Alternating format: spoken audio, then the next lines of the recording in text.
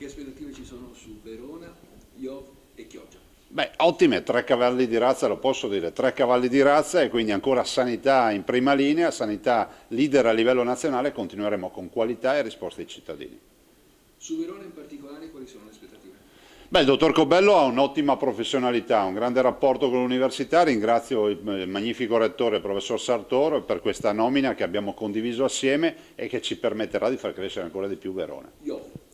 Guardi, non è un'insegna, è un biglietto da visita, per noi è la rete oncologica veneta, il nostro centro tumori crescerà sempre di più, l'ho affidato al dottor Mantoan che saprà riconsegnarmelo ristrutturato dopo questo anno di lavoro.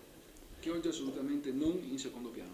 No, Chioggia è per noi la continuità con Venezia e Provanessia che il direttore generale, il dottor Dalben, seguirà ancora una volta Venezia e Chioggia. È acclamato a furor di popolo, che vuol dire che ha fatto bene, ma i risultati si sono visti. In tema di sanità, che prospettive ci sono per Padova? Beh, prospettive ottime, visto e considerato che confermiamo l'ospedale, si conferma il finanziamento e vogliamo procedere su questa strada. Padova avrà il suo policlinico universitario.